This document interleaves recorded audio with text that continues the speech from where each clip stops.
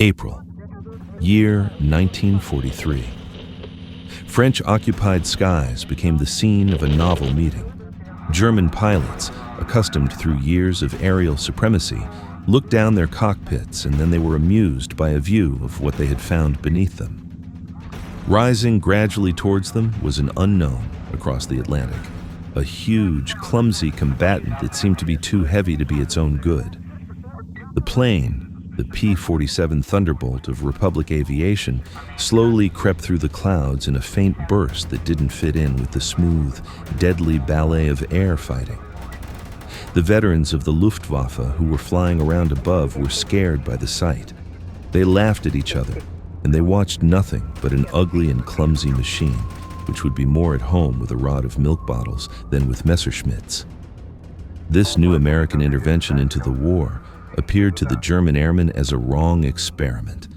Its sweeping fuselage and tremendous size were the butt of the joke, and the fact that the Thunderbolt was such a sluggish climber only served to strengthen their conviction that it was not up to the Germans with their fast and agile fighters.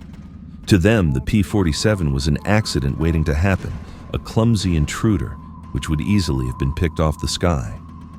To the pilots of the Luftwaffe, victory was obvious. The Americans were putting targets and not threats into the air. But under the mockery was a scheme such as had never existed. It was a radical invention never seen in the history of the flying industry, an ambitious experiment that was created in the crucible of World War I emergency. During the fretful months of 1940, when the need and fear were driving inventions, engineers toiled tirelessly to make this idea a reality. Among the confusion and uncertainty was the Thunderbolt, a super-monumental device of American industrial aspiration and a national will to attain dominance in the air with nothing but bare mechanical power and ingenuity. Thunderbolt was not just any aircraft. It was almost 7 tons, and the heart of something mighty. The 2 Wasp Pratt and Whitney engine was within it, whose roar alone said of unremitting energy and mission. The whole frame of the plane was made to protect it against impact and was modeled to absorb inexplicable damage and yet fly. Its broad, sturdy wings were equipped with 8 synchronized Browning machine guns, an awful armory which could wreck anything on its trail. It was a machine which was constructed not to go round or up and down, but to survive and to pour out the fire. The beginning of the career of Thunderbolt was nothing other than catastrophic. The P-47, already rough and burdened with hopes and expectations, was involved in the hopeless outfitting of the slick and lethal German fighters that had already made the air superiority in Europe. Dogfights tended to leave the American pilots in a bad state of keeping pace, with their heavy planes not able to react with the same agility as their enemies. Word of increasing losses were spreading with something like alarming regularity, and anxiety spread among squadrons which had been full of excitement over the new machine. Royal Air Force observers viewed the scene with skepticism and said among themselves the huge U.S.-made fighter was too cumbersome to be a part of the deadly ballet of air fighting. The aircraft was a source of disillusionment and derision even among its own pilots. The jokes they repeated that they found so good to laugh at caught their frustration that it turned like a pregnant cow and climbed like a truck. This seemed in those early bloody months to have been the curse of its own ambition, an ambitious design burdened by its own complexity, misconceived by those who flew it and rejected by those who saw it in trouble. However, something out of the ordinary happened during the battle. The heavens, which were formerly fire-filled and smoke-laden, testified to a sight few had the understanding to see. In the fierce air battle, the Thunderbolts hit by cannonballs could not disintegrate in every direction as all had supposed. These aircraft did not burst in the air or spiral down in flames. They just tore their way through the enemy lines, scratched but not wounded. They were pierced in the hull, their engines groaned at life, but with strength they still drove home the pilots. To the amazement of the spectators, These machines appeared to have a will of their own, defiance of destruction, which was not logical or believable. One of such pilots was Lieutenant Robert Johnson, whose name was to be heard soon within the ranks due to his miraculous escape. His plane survived a tempest of more than 200 bullet holes, the fuselage cut and shaken by interminable German fire. Death appeared to be at hand with each blow, and nevertheless, Johnson stood his ground as he looked back at his assailants, emptying round after round on his plunging aircraft. And as their ammunition finally gave out and his Thunderbolt still would not come down, the laughter which had previously encompassed the aircraft changed to an uncomfortable silence. American pilots adapted. Upon discovering that the tight and circular dogfighting provided the enemy with an advantage, they adjusted their strategies to fit the advantages of their machines. They started depending on altitude, teamwork, and the sheer speed that their planes had the capability to develop instead of utilizing close maneuvers. The big and strong Thunderbolts would rise above the battleground and arrange their attacks so accurately and timely that the adversary had little time to respond. Each operation was laden with a keen sense of mission strike and get away, strike, and get away before countercannon could locate and attack. The outcome when they attacked was both frightening and intimidating. Thunderbolts would drop down out of the sky in great heights, falling earthwards at a scorching speed, the crash of engines sounding like thunder in the air. During that downward flight, they poured forth torrents of fire of .50 caliber, walls of blaze that belched out ruin. German flyers, who had touched the battle with an adventurous self-confidence, were now declaring that they were entering a new and terrible world, the zone of destruction. The heavens that used to be like battlefields of chivalrous combats were turned into kill fields. The new kind of aerial warfare that the Americans introduced started to substitute the competitive element with suspense and fear, as the essence of war changed indefinitely. By 1944, the Republic P-47 Thunderbolt had completely changed its image.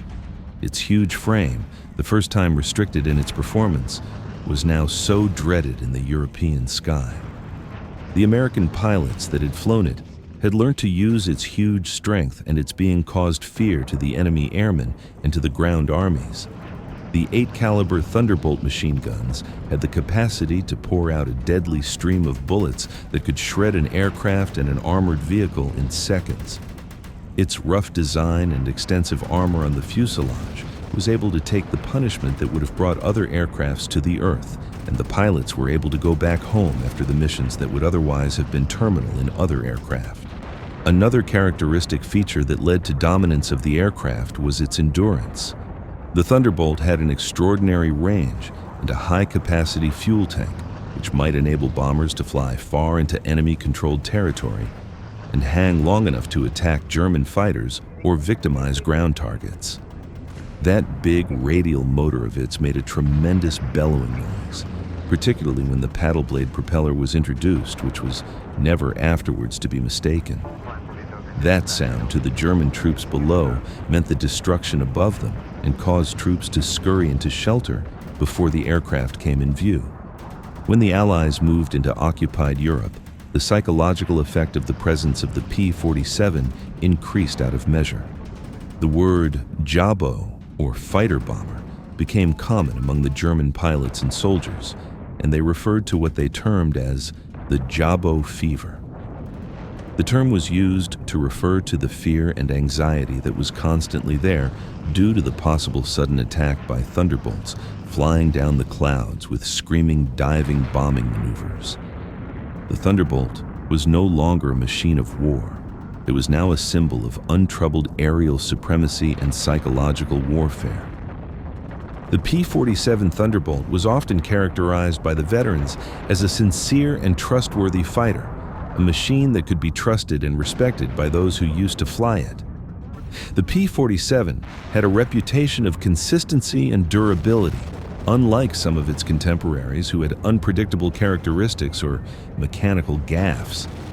It reacted reliably to pilot commands, and its failure was seldom unannounced, and this made it one of the most reliable combat airplanes of its time.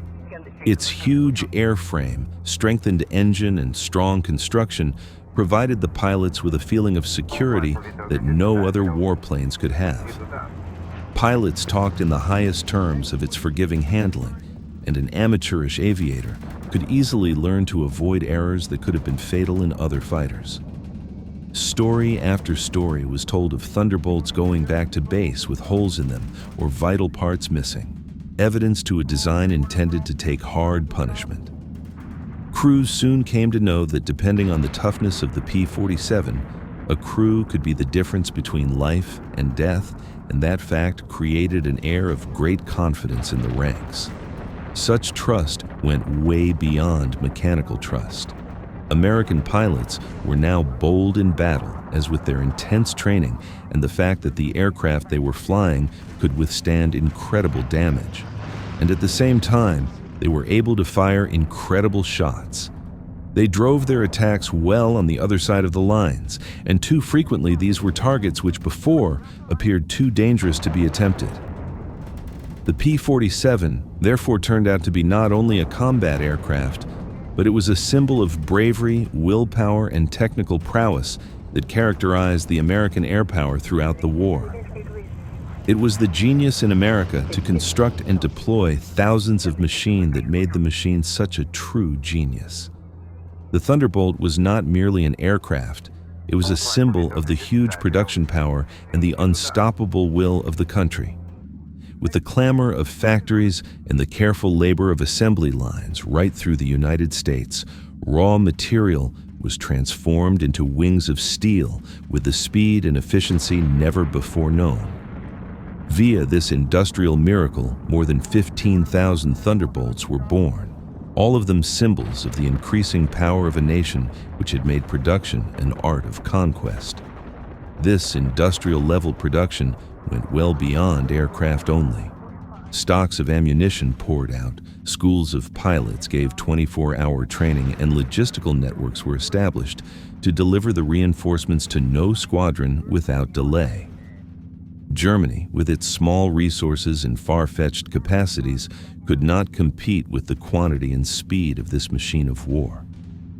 Whenever one of the Thunderbolt got into the fray, substitutes were already flying in the air, keeping the rhythm inexorable and throwing the scales to wind upwards. Imbalance increased, and the tension was no longer in the form of a duel, but that of a torrent of weight that can fall. When the war came to an end, German pilots who were terrorized by the P-47 fire and its strength told of their perception shift.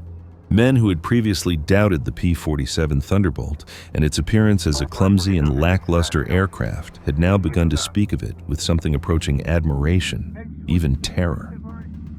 The tireless fire that the plane caused, the aesthetically amazing and impressive durability and capability to reappear after missions with holes in it all, made the plane a living nightmare to the Luftwaffe. The aircrafts they had scoffed so much at the onset of the war were now those they feared the most when confronted in a war.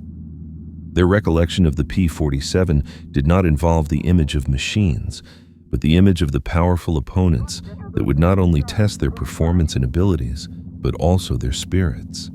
This perception changed to show that there was more to the story of the changing face of warfare. A patient amalgamation of industrial strength and painstaking engineering that had transformed the direction of the air battles in Europe in the shortest time imaginable, America had done so. Such enormous production, as well as the technological superiority, resulted in immense force, which the enemy could not keep pace with. The ideas of American industry in less than 2 years have accomplished what no strategy and courage would have achieved. They have changed the tide of the air war and established the Thunderbolt firmly in history as one of the most dangerous aircraft ever to fly. Even though it gained its legendary status in Europe, the incredible experience of the Thunderbolt did not stop in the Western Front, thus becoming one of the most widely recognized aircraft in the world, which belonged to the Second World War. Already its hand was being felt in remote battlefields, more especially in the Pacific, where the P-47 was demonstrating its versatility under entirely new conditions. The need to have long-range missions with tremendous distances that cross oceans gave engineers and pilots the task to ensure that the Thunderbolt was given major changes to fit this need. A fresh design with larger wing size with increased efficiency provided the ability to carry a larger fuel capacity, enabling the plane to have the required range to penetrate enemy territory and safely come back. This development led to the P-47N, which was a model that was specifically designed to carry out such strenuous transoceanic missions. The P-47N was able to escort the B-29 Superfortress bombers as far as Japan and back, a feat which demonstrated the resourcefulness of its design and the perseverance of its pilots. Not just the American squadrons, but the influence of the Thunderbolt spread even further. It was used in service not only in the Royal Air Force, but also in the Soviet air squadrons and other Allied countries. Such a large-scale application not only strengthened its image of power and stability, but also served as a symbol of collective fight and unity of the Allies. The P-47 had left its roots behind and been made a legitimate worldwide workhorse by the end of the war, an achievement of flexibility, engineering quality, and insurmountable ambitions towards aerial superiority. In the words of the German ace, we also ceased laughing because we understood that they did not have to swing or climb. Those guns merely turned around at you, and you no longer existed. Such cold words helped to realize the uncivilized reverence of the P-47, which was a fighter that went beyond the scope and spoiled the conventions of the air battle. It was a dark figure on the clouds to those against it, to foretell destruction, and then disappear once more into the boundless sky. As the Thunder has gone away into history, the legend of the P-47 still lives, a weapon of the horror created by the marriage of industrial power and uncompromising technologizing. It was born in an era when innovation was gauged in steel and sacrifice, and will be a living witness to what can be made when one is driven to the hearth of war. Even now, the recollection of that raving power and its dead accuracy remains a symbol of dominion in the heavens, as a permanent reminder of the fact that really great legends never really die at all. They just leave their thunder behind. Thanks for watching. And in case you like this historical story, it is important that you like and subscribe to get more amazing war stories. See you in the next video.